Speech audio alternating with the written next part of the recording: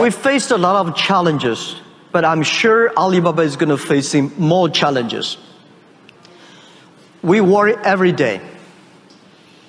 When I was young, when company was young, we thought, well, what if when Alibaba become that big, my life will be easier. Then now the companies the bigger the company, the more problems I have.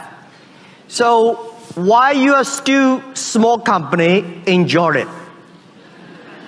You will never experience the happiness of operating a small company in your life when you get to be too big.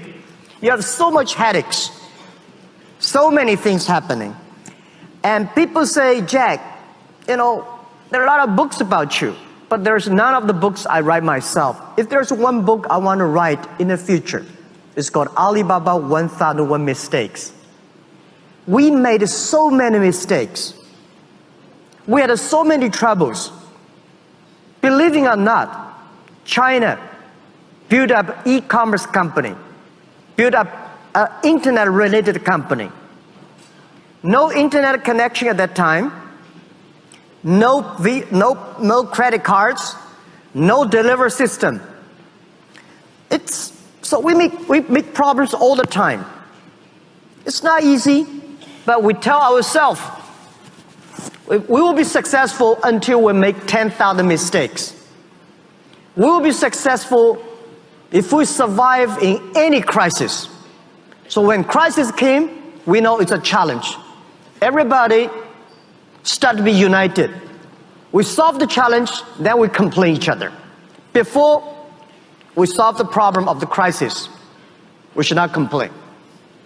So I have a problem in HR, I have a problem in financing, I have a problem in technology, I have a problem everywhere. Tell me. So that's why I become a mentor in entrepreneurs program in China.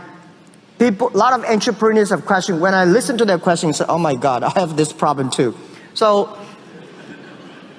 I would say we have gone through almost more than 90% of the problems that any entrepreneur, 90% of the problems that any entrepreneurs have met.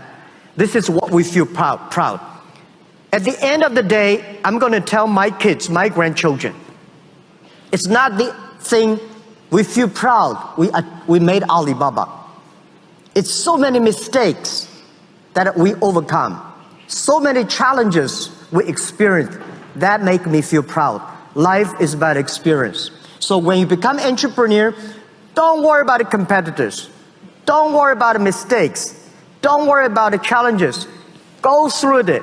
That's the great fun part of your business, of your experience. And then you got a courage, you got a wisdom, you got a team follow you. I encourage all the entrepreneurs, if you want to start a business, don't think you will be successful next month or next year. Think about at least 5 years. Because if something can be successful next month, why you? You have a rich father, you don't have to be a startup. Right?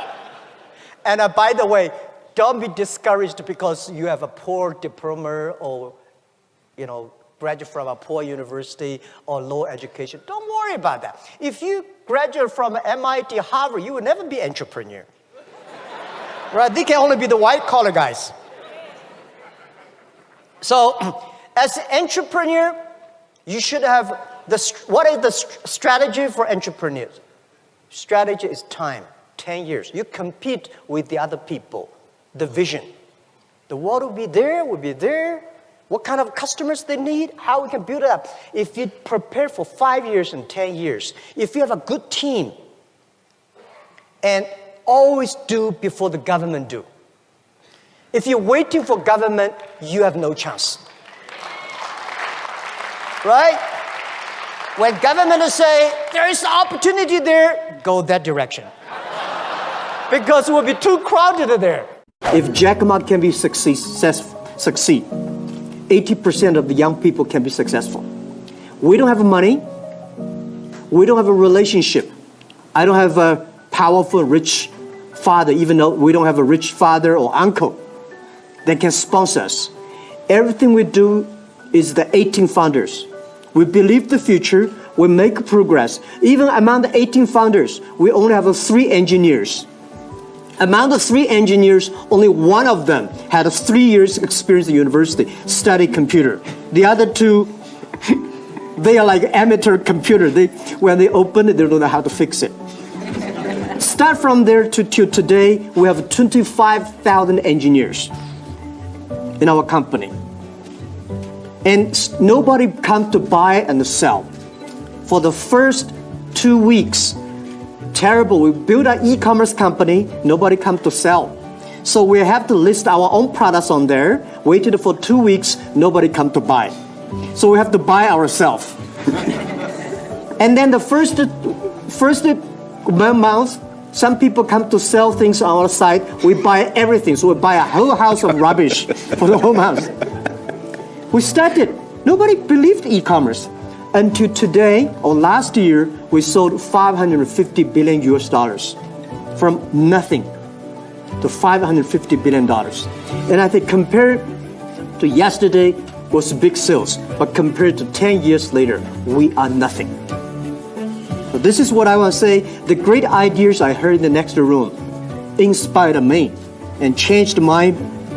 You are guys are the hope of Africa.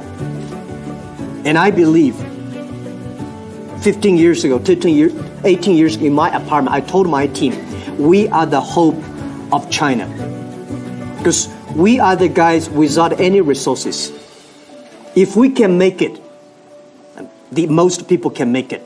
If most people like us, without money, without resources, only with the dream and belief, if we can make succeed, China will be successful.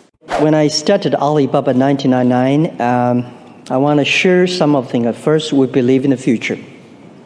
And I believe in internet can empower a lot of people. It's not Jack Ma helped so many people.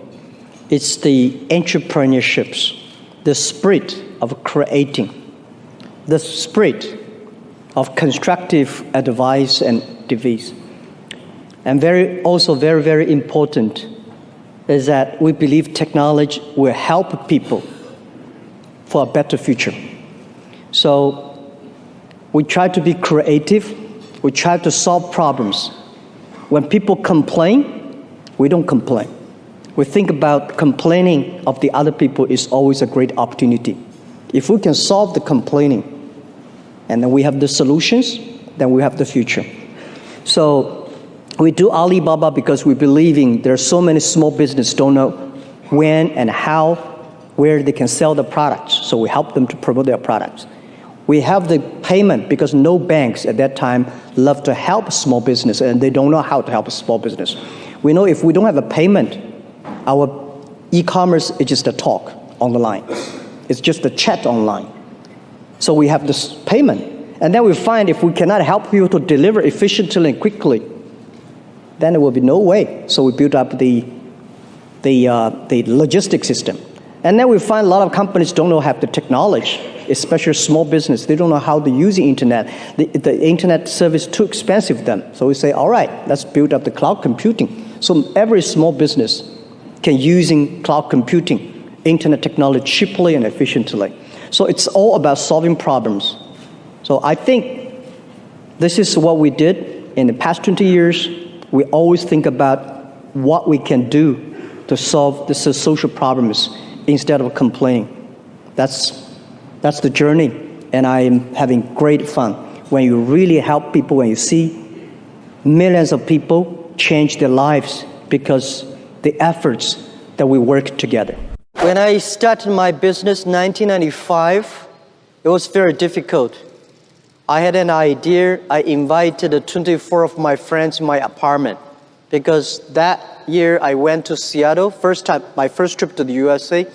In Seattle, I discovered internet. And I think this thing in the future may change the world. So Tell me about the encounter with the internet when you first saw it. Yeah, I went to the Seattle, and a friend of mine, he had a small office with like 4 or 5 computers. I never touched computer in my life before because computer was so expensive to me and so complicated. But my friend said, this is internet. Just typing whatever word You want to type? I said, no, too expensive. I don't know which one to do. Even now, I don't know how a computer works. So he said, Jack, it's not a bomb, just a type of whatever. So the first word I typed in was beer. B-E-R, beer. I don't drink, I don't know why I typed beer. I found American beer, German beer, Japanese beer, no China. So I typed the word China. There's no information about China. So I say, what if we can make some China information on the internet? Let people know about China. So that was the idea. So I came back to China and say, I want to resign from my school. You were a teacher. I was a teacher. I've been teaching in the university for 6 years. So I said, I want to do it. I invite 24 of my friends to my apartment. After 2 hours of explaining what I'm going to do, internet, and 23 of them say, forget it. He said, this thing never worked because there's no such thing called internet in the world. You know nothing about a computer, so why you want to do this? And only one people, he said, Jack, if you want to try it, just to try it. But if there's something wrong, just come back. And after a whole night thinking, I say, I still want to do it. Because most of the people, they have a fancy ideas in the evening, but in the day, when they wake up in the evening or in the morning, they go back to do the same job. We have to do something different. So from there, I started my business borrowing $2,000 from my relatives and friends. So that was my trip. I call myself like a blind man riding on the back of blind tigers. And those people who are expert of riding horses, they all fall down, and I'm still surviving.